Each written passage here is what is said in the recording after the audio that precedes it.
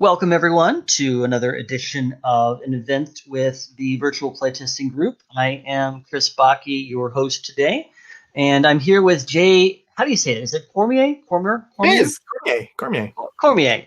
It's Is it? French. Excellent, excellent. I'm glad I almost pronounced it right the first time. Jay, it's great to have you here, buddy.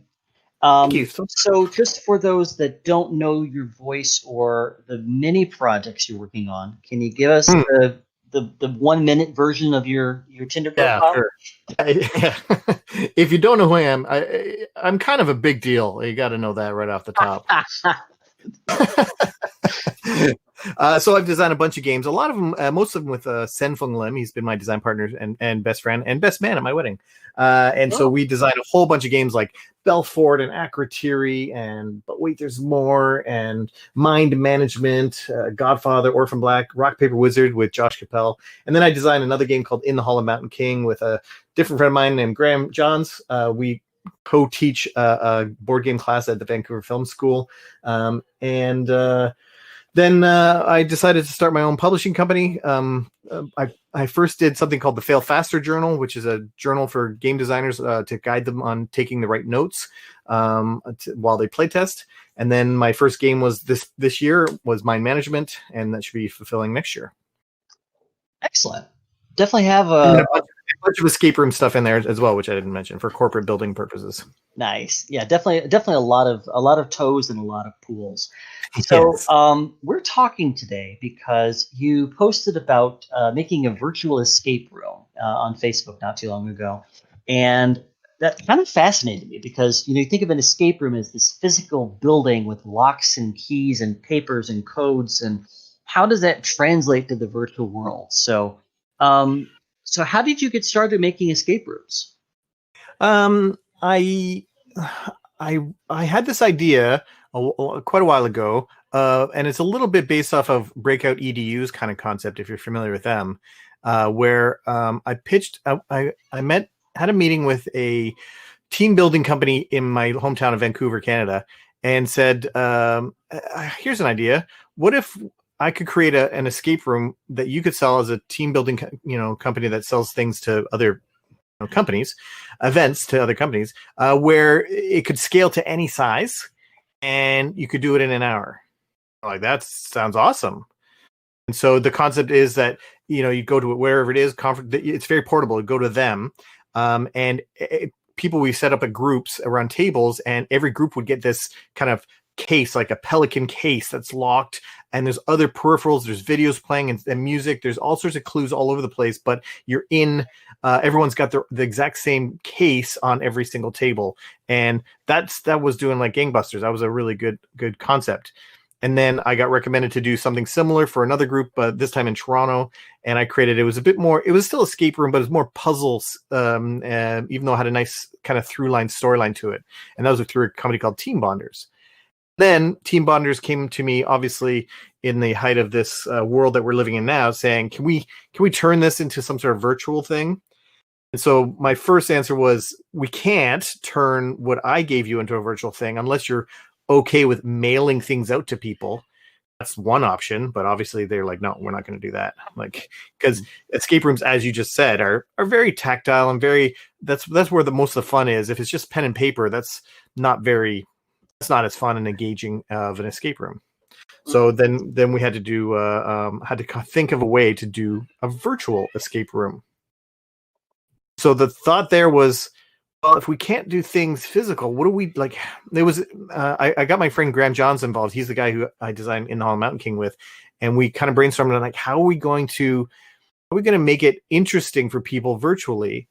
And we were we I'm trying to figure out what was our first thing that we did that was our trigger for this one. But anyways, we finally came up with the concept that if we could split people into two groups per team, so there would be teams kind of as if you're sitting around a table, like say 4-6 people around a table, but even within that group, they would be split into two smaller groups. The key concept being that they hopefully wouldn't even know that they're in two different groups because they're all at the same virtual table. And so the concept here being is we, instead of leaning on physically movable and components, tactile things, we leaned on communication. And so that is a through line through all the puzzles, is that you have to communicate, because half your team sees a different perspective of a puzzle than the other half sees.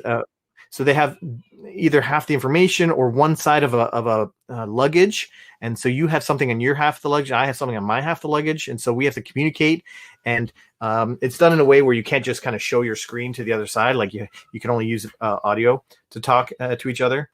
And we've had our first run throughs just this past week when I posted about it, and it went so well. It's really fascinating to watch people try to do puzzles, not realizing they have to communicate. And then finally, eventually, you're just sitting there like biting your nails, like, please, somebody say something. And eventually someone's like, hey, wait a second, what does yours look like? And then finally, the floodgate opens, and they're like, oh, we're seeing different things. And still, doesn't mean they got it. That's just the first step to realizing, oh, now we at least know what to do. Yeah, I remember. The video game "Keep Talking and Nobody Explodes." Definitely leans into that premise of asymmetric communication. One person needing to give the communication, and another person needing to decipher it or something. So that's really cool. So obviously, don't spoil the story for anyone that might listen to this later. But I guess what I'm curious about is there a market for these sorts of things, or are they more custom made for clients as they're requested? Oh, I think it's a market. I mean, it's not specifically custom made for any specific client, except for the team building company. I made it for them. They now will sell it to anybody that wants a team building event for their own company and teams. But I'm thinking it's growing more and more. For sure, at the beginning of the pandemic, they just shut down because they were an event-based company, and so they had nothing going on. So they had to pivot, like everyone is trying to do right now. And they've found all sorts of different ways to create virtual team building activities, and hence them coming to me saying, okay, people are asking us for something like this. Can you turn this into a virtual? So yeah, I think the business is there for sure. Yeah, especially because everyone having to work from home or do remote working right now, when they're used to that camaraderie with their coworkers or whatever, as a good way of reminding everyone what they look like and how all that stuff kind of works. Right. Okay, so I have a question from Marcel here. I'm working on a sort of escape the city game. Instead of escaping a room where you do puzzles with a storyline, fitting the specific city while going through the city for about 2 hours. Do you have any things to keep in mind when making such escape room or similar people/organizations that already do something like this? Is it literally a city, or are you still sitting down and like doing it on your at a table, or are you literally actually going around a city, kind of like an Amazing Race style thing around the city? Marcel, feel free to chime in. Yeah, it is actually going. I didn't know if I could put on my stuff, but yeah, it is actually walking through a town, like in a sort of small circle, where you start in one location, how do you call it? Like where you can get some coffee or tea, work together like with that organization, and end up there as well. I think that would be super cool. Yeah. I mean, if it's, obviously, there's a lot of different things you'd have to think about, and I guess I definitely had this concept before too. But it was, it feels like it's a lot harder to put puzzles in the world. You'd have to use a lot of pre-existing things and try to write a puzzle around pre-existing things, and that's harder, I think, because if you can't make the puzzle, so if you're just like, and when you're standing in this one spot, how many lampposts you see, and like there's a puzzle around that or something, that's not as necessarily interesting potentially. But you can't, otherwise you can't really rely on like a poster you stuck to a bulletin board in a coffee shop, because who knows if that's going to be there, next week.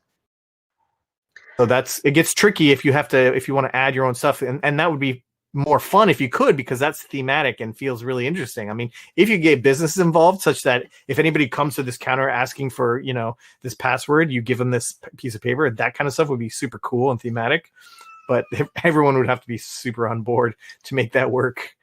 Yeah, it almost have to be like an Amazing Race sort of collaboration with the various people, and then everyone would have to understand like when this thing would be happening, and then how people would be going about getting this sort of thing.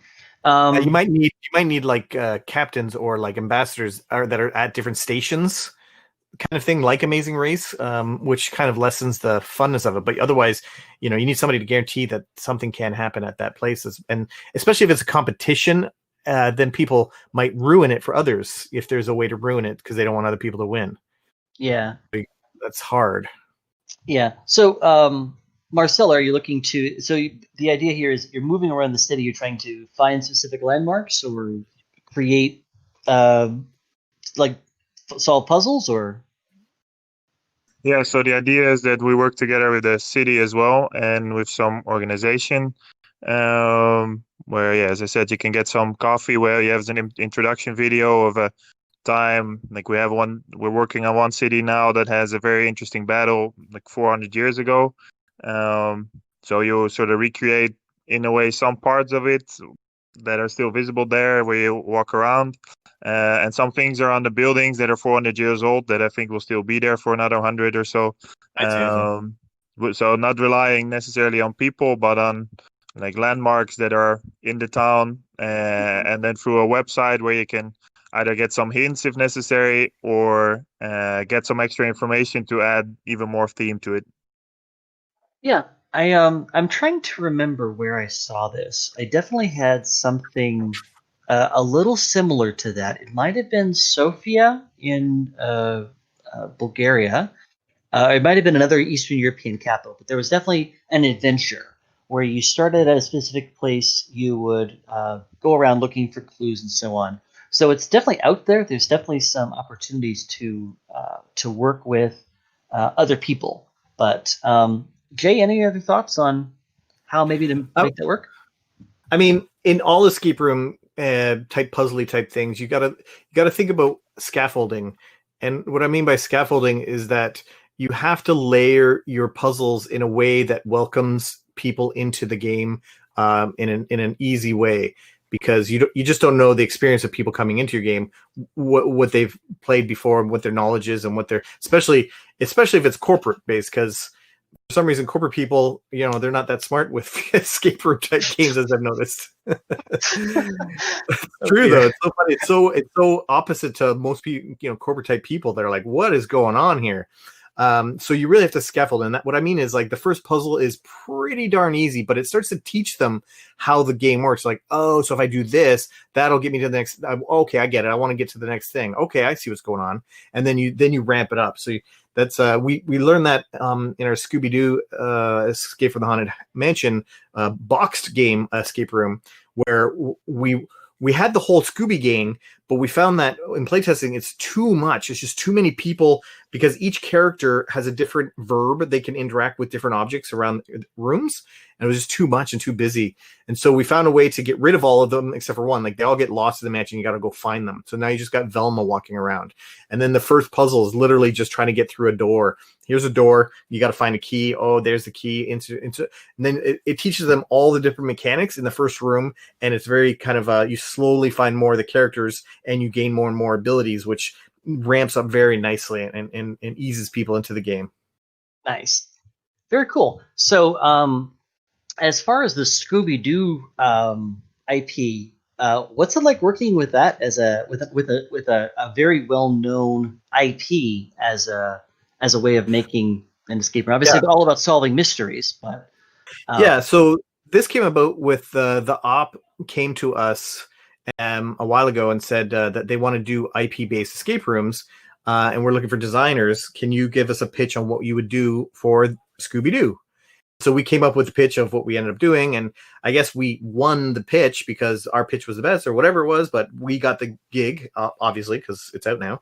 And it was so fun because of our collective knowledge about Scooby-Doo and the gang, and everybody knows how each of those characters sounds, which is a big benefit. And I'm grateful that this is the first of the Coded Chronicle series, and we'll talk about the next one in a minute. So on one hand, it was so easy to write the script because it's so easy to put a jinkies or just you can hear Shaggy's talk and his cadence of how he talks and Scooby Doo. So there's so much dialogue in this thing. It's the most thematic narrative escape room I think that exists in a box game, in the sense that you interact with an object with a specific character, and then you look up in that character's narrative guide and read what they say about that thing. So everything you're interacting with, you're using the voices, and often people are trying to mimic the voices of those characters, and it's so much fun. So yeah, Scooby-Doo one was very fun, and it was very not liberating is that the right word. In hindsight, it was liberating compared to the next one we did, because we weren't beholden to any specific script or storyline or movie or show episode. We just made our own thing. But we just hit all the tropes that you expect to have in a Scooby-Doo episode. That was the only thing we had to make sure happened. So someone has to get unmasked at the end. Yeah. someone has to fall into a hole or something, right? Exactly. Yeah. Very cool. Very cool. So when it comes to the virtual escape rooms, what sort of tech is used either in the design process or in the front facing side? What are consumers actually doing, or like tech wise? Are they in Discord? Are they in a different website? Yeah. So it's funny. So when we were first asked to do it, this company, Team Bonders, has their own app, because they're the kind of company that you'd hire to do something like an Amazing Race with your company in a city. And then they would give everyone iPads. It would be running their app. They can take pictures. They can communicate to each other, all this stuff. And so when we were asked to do the virtual app, virtual escape room, they wanted us to use their app. And they were going to just kind of tweak their app to make it work from people's homes. They download it on their iPad or whatever, and they can do this virtual escape room on the app. And so their app has so many limitations. Like, you can't drag and drop anything. Like, you couldn't do any, like, it was just like, so that's why we couldn't do anything like tactile. So we were really limited. I'm like, so what? It's just like word puzzles? Like, that's going to be boring. We need people talking to each other. And that's where we came up with the communication angle. And, but for us to play test it and to then also show it to Team Bonders, we literally put it up in Google Forms. Using Google Forms, you can show like images and text and require a correct entry for it to proceed to the next like question / slide, if you will. Mm-hmm. It worked really well. Like, you have to put in the right thing at the bottom or it won't go. So it's perfect for a lock of an escape room type thing. So Google Forms was ended up being great. And then what happened was I get an email a day before, like last Wednesday or something, saying, hey, we sold some of these virtual escape rooms. One's tomorrow. The challenge is they don't want to use the app they can't use the app because it's an IT security company and they can't download this app on their own computers. Oh no. So what are we going to do? And so I get on a call with him, and his idea was to put all the images in a PowerPoint and share. He was going to share his screen. And he put literally both images from both, sides. If you remember, I was talking about they saw different things on one screen. And I'm like, well, what are you doing there?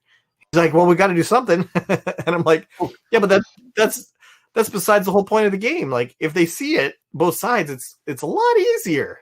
Yeah. Communication was the thing we were leaning on. And now we get rid of that. There's nothing. And so he's like, I don't know what to do. I'm like, why don't we just do the Google Forms that we did when we pitched it to you? Like, that worked. And he's like, okay. So we did, and it worked perfectly. And so much so that he's like, you know what? They're just going to scrap the app entirely, and we're just going to use Google Forms as their way to run it. Oh, wow. Amazing. It works so well. So you were talking about these escape rooms as being for groups of any size. Is there, like, are you literally meaning like 1,000 people or like 100 people? What's the upper cap that you can get into a virtual version of an escape room like this? So right now, because it's just kind of rolling out, they wanted to have a facilitator in each room. So far they've done that where and just sitting there and just kind of assessing, because we're still in the rollout phase of making sure everything kind of runs smooth, and we can then, being there in person, we can catch things and give them hints if things are going wrong or anything. But we really didn't really have to do much. So we have a hint system that we have that they can auto send out to people at various time intervals. So the only thing that needs to happen is you would have to, in advance, figure out who your teams were and maybe Mhm. the company would kind of give you, here's the list of who's going to be on what teams, and then you'd come into some sort of Zoom call type thing, and then they would send you all the people into different rooms, boom, boom, boom, boom, boom, and give the right links to click on to the right people. So you guys click on this link, and you guys click on this link, and then it could be literally thousands of people if you wanted to. But once that organizational aspect of getting them into the rooms is done, then it's easy. Okay. That's the only hiccup. If that's a hiccup, Yeah. that's the only challenge. I guess. Yeah. Sometimes herding cats is the Yeah. the most challenging part of the whole thing. Yeah, I Time remember. consuming of a process. It's like, okay, Steve, Dave, and Susan go to room 1. Like that would take forever if it's 100 people. Yeah. What I'm I remember being really fascinated by when Shut Up and Sit Down did their video of Watch the Skies, the mega game, and then of course they had the second one.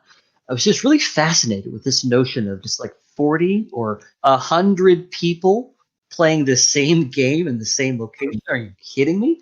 But then you can watch the video, you can kind of work out the different ways of how they do that. So Our angle has the competitive nature, because usually, even though it's team building, most companies have a competitive aspect to them where they want to beat their coworkers, and course, yeah. have a bad time. Yeah. So, what do you wish you knew before you started making escape rooms? Go back to yourself a couple of years or whenever you started making your very first one. What would you tell yourself? It is about one thing is about grouping.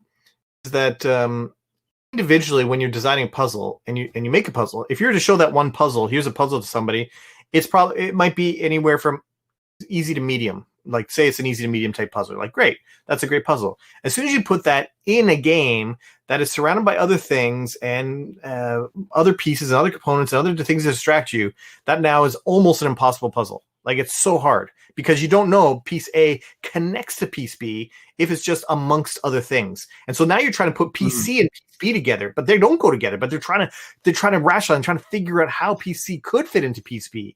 And they're spending so much time on it. You're like, why are you doing? That's not where that goes. So eventually we had to learn that we have to, to a certain degree, you have to group things in a certain way. So that I know in our first physical escape room, we had to put kind of like we put a shape on pieces that went together. So if this parallelogram is on this piece and it's on that, well, those two go together. Got it. So that really helped it out, because in a corporate world, you want pretty much 100% success rate of getting through this escape room, because it is a team building event and you want everyone to feel good. So not to say it has to be easy, it just has to be finishable, and obviously you can give clues and all this stuff, but it has to be finishable. Yeah, and there's still a point of pride for the one team that finishes first ahead of everyone else. Yeah. I could definitely see any number of red herrings accidentally or intentionally throwing people for a loop, because if they don't know exactly what they're trying to do. And maybe it's not a red herring, it's for some other puzzle. This is meant for this puzzle. It's needed for this, but it's for if you try to work it in here because they both have this kind of number sequence. You're like, oh, so I see you think those relate. So now you're trying to figure out how they relate, and they don't. So it can be frustrating. And then the scaffolding was something else I learned early on, where it was too hard right away. It's like, I don't know what's going on, guys. Oh, okay, I got it. So, so those are the two. Okay, so how do you play test these? Like you have to parse it out with your friends and other design friends you have and whatnot, because you only have so many times you can test it, because you can't test it with the same people, because they obviously know how to do it. Yeah. Even with folks like me that have a bit of short-term memory loss, you'd be like, wait, this looks really familiar. So you could only really play with someone once. So even if it's severely broken, they're just still going to know next time they play, like, oh yeah, this goes with this thing. I remember. Like, even if they don't know how to solve it, it's too much already. So you can't. So we're fortunate with the op that we do some play testing, and then they do a lot of play testing as well, because they have a big group of people that they in their office that can do it. Yeah. Well, I think I might have just beat Ian to the question here. You just asked the question, have you had to dumb down puzzles for the public? So dumb down makes it sound like therefore we think the audience is dumb or something like that, but you're true in one sense. I know. The concept is that every single puzzle we've ever made is too hard. Like, no matter what, as we're doing it, we're we're doing it and it's so easy. We're like, well, let's add a little thing to it. Let's say you have to do this first. And then boom, it's impossible. Like nobody can figure it out. And we're like, oh man. And so it's like we can never learn this lesson. It's like, and it's a joke with Seth and I, because we're like this is too easy, isn't it? This has got to be too easy. And we're like, no, it's probably going to be hard. Yeah. Everything is hard again because of it's in and around other things, and it's just hard to relate this to this. So we're really trying to find that fine balance of like, want players to still have that aha moment, that like, oh, this goes with this is cool, I get it now, and make things feel like everything. Now it does make sense. It has to make sense, and you don't want them to be just forcing things and just like, well, let's try 1 2 3 1 2 4 1 2 5 1 2 6. Exactly. And, so that's frustrating. Yeah, trying to avoid the brute force also. Yeah. Like as soon as someone realizes, no, there's 5,000 possibilities, so we can't figure that out. Okay, I'd like to switch gears here and talk about the pitch project. So for those of you, for those that may not have heard of it, what is the pitch project exactly? So because there's no board game conventions going on this year for obvious reasons, I actually heard or saw a post on Facebook from a publisher just kind of comment, just like, man, he's like, I'm not seeing as many pitches anymore. This is weird. He just kind of commented that. And I'm like, oh yeah, I guess publishers aren't seeing as many pitches. I mean, some publishers have done a few things to try to get pitches in and stuff like that here and there. But I'm like, yeah, that's true. I wonder if we could do something. And so I had an idea. I ran it by Sen, and Sen's like, man, that's pretty cool. So the concept is that, and we partnered with D6 Publisher Resources, and they help build the back end and the website and whatnot, which is great. Designers will submit a sell sheet, which is like a one-page overview of your game, like pictures and kind of just one page, to our site. And we have 15 or more industry experts that we've hired, and they are going to, at the cutoff date, which is October 2nd is the cutoff date for uploading your sell sheets. They're going to review and rate all the sell sheets that we have. We're paying them to do this, so it's not so it's good. And they're going to rate it on 3 criteria. They're going to say, how much of the gameplay do I understand, like the mechanics? How much do I understand of how it works from the sell sheet? How original or unique is this game? Will it stand out from other games if it was on the shelf? And how much is the target audience willing to play this game? Like, how excited would they be to play this game? If you're the target market, so how much would you want to play this game right now, kind of thing. And so then after they're all rated, all the sell sheets will then get ranked, and the top 50 are going to have a chance then to pitch live on November 7th, a 5-minute pitch to over 40 publishers that are going to be online watching at the same time. So you're only going to pitch once, unlike kind of like speed dating, if you've ever done that as a designer, where you have to do it like 15, 20 times in a row. This is you pitch it once and everybody's watching. After that, the publishers are going to get your sell sheets with your information, your contact information, and they can follow up. And you're like, yeah, I like that person. So I'm going to follow up with and set up an appointment to get a demo of the game or what have you. So the publisher, we got the 40 of the biggest publishers, right? From the Hasbros and Spin Masters and Whiz Kids and all the way down to just, the medium-ish whatever and smaller publishers. It's all over the map, which is great for designers because they all offer something different and unique. So it's an amazing opportunity. Definitely. Any idea how many sell sheets you've received thus far? 450. 450. Yeah. Wow. That is a lot of competition. So, come correct if you're going to. 50 are going to win. 50 are going to win. That's like 1 in 10-ish. Like, you know what I mean? Like that's good odds still. Yeah, definitely. And what's been helpful, of course, there's also, for those that have already joined and purchased their entry to this, there is the Facebook group wherein people can give feedback to just a peer-to-peer sort of feedback for sell sheets and stuff. So you can work with other people to get your... to get your sell sheet like top notch. Not only that, but there's a Facebook group for the pitch project that's restricted to people that are participants of the project, where Sen and I have interviewed all the publishers that are participating. Well, the gold and silver level publishers, they pay to participate in this, obviously. And we post those videos up on our Facebook group. So it's like some are 15 minutes long of us asking questions about what kind of games are you looking for right now, and what are some tips to pitch to you, what do you hate about pitches, and all this kind of stuff. And these are like gold. If you don't know this kind of stuff, it's like, wow, this is amazing to hear from the horse's mouth exactly what publishers are looking for right now. Even if you get nothing else out of this, like you're one of your games does not make it in the top 50, just hearing all those things is worth $10 to enter. That's how much it costs to upload one sell sheet, and you get access to all these. Plus you get access to 3 workshops that we're doing, maybe even 4. We're thinking of a 4th one, but the first one's already done and posted, and it's how to make a great sell sheet. That's already up on the Facebook group. You can go to the media tab and click and find it in there, and it's already done. But we're doing 2 more. One will be how to pitch live virtually. There'll be a whole workshop on how to do it. And so half of it will be about how to pitch and what kind of things to say and do during a pitch. And the other half will be how to use technology to your advantage when you're pitching virtually. The third one will be about what to do next. If your game does get interest from a publisher, what next? Okay. And one question from the channel here. Are we pitching on Zoom or in TTS? What's the platform going to be?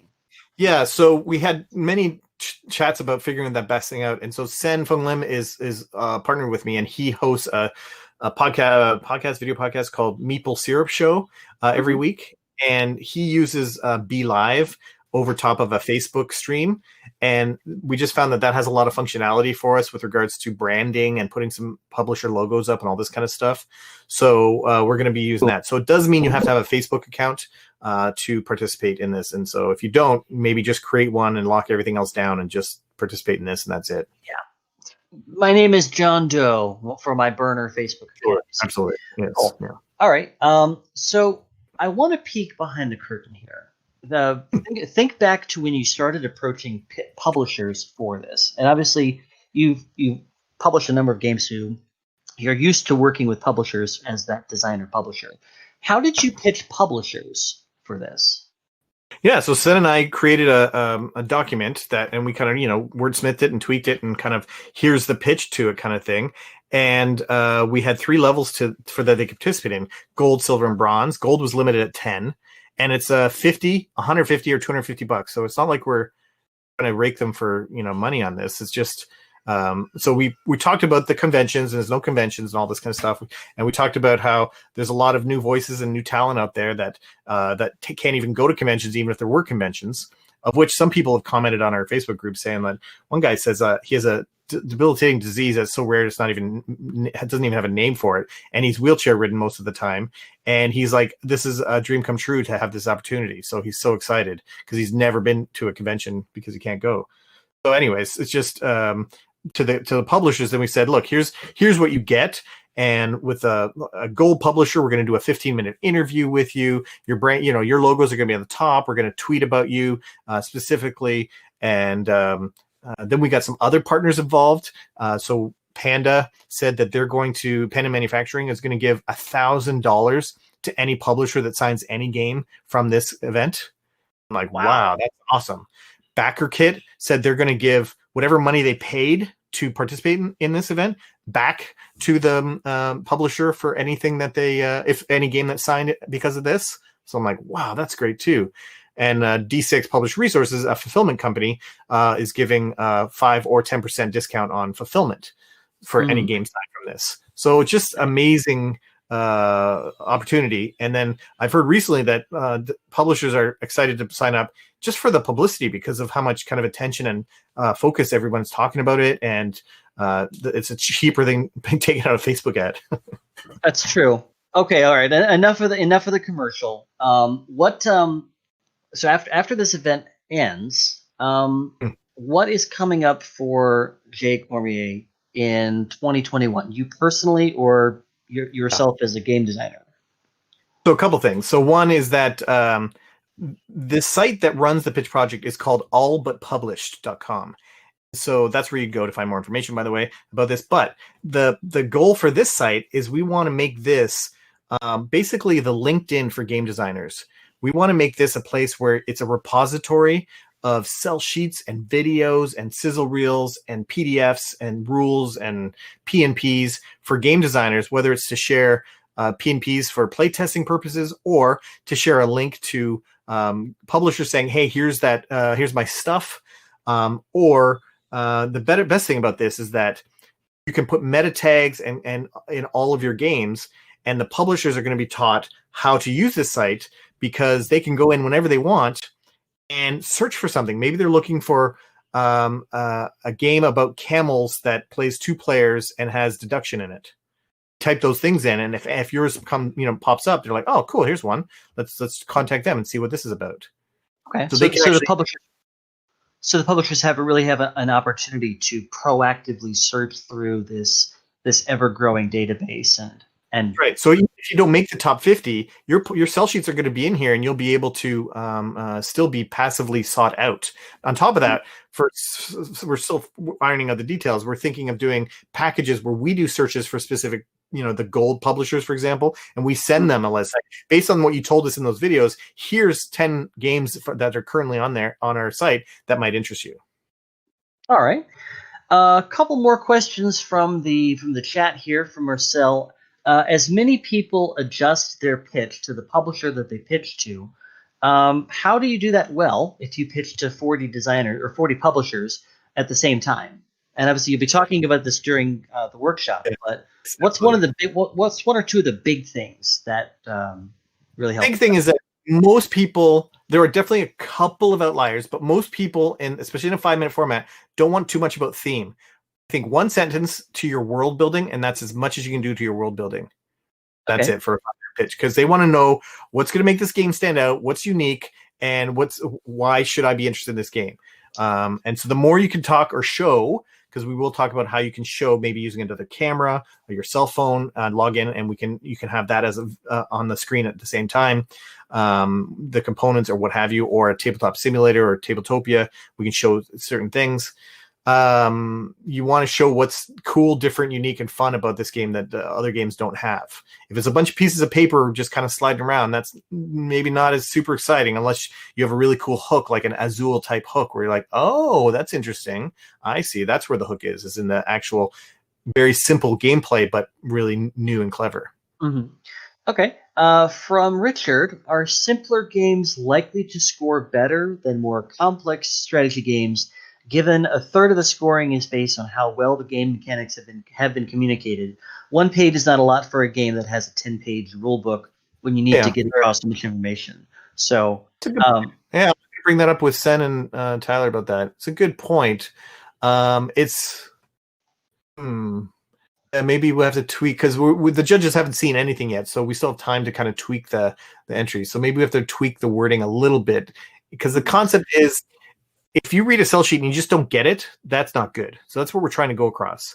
Yeah. So at the end of the day, though, the cell sheet is all about communicating clearly the promise your game is making.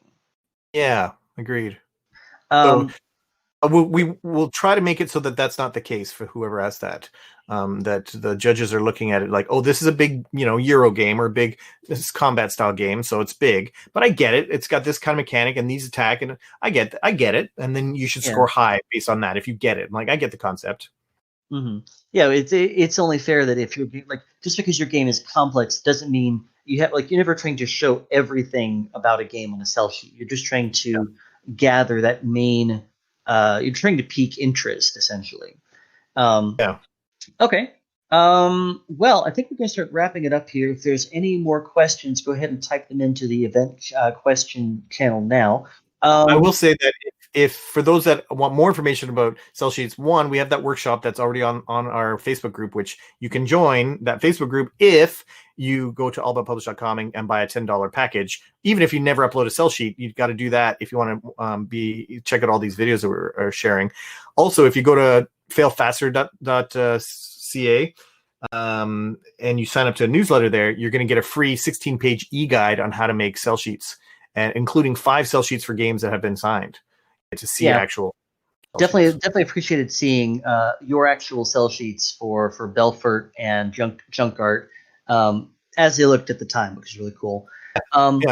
Okay, so looking back at your design journey, and I think this will be probably my last question for you here. Looking back at your design journey, what do you wish you knew about game design, about connecting with publishers, about approaching publishers, or just otherwise getting better connected to this industry? What do you wish you knew a few years ago? A few years ago, I know that when I started out 10, 12 years ago, there was zero information resources out about any of this. So we were making it up, and we claim that we actually invented the sell sheet for board game designers because we did not know of them existing. And I was going to an event at Gamma, actually, because I had no idea where to go to pitch games. And so I went to Gamma, which is weird. And I said, well, maybe I should have like a page that describes the game so we can show them. And we're like, yeah, okay, I guess. And so we made it. And so that's how that kind of came to be. I don't know if other people were doing that concurrently, but that's one of our claimed fames.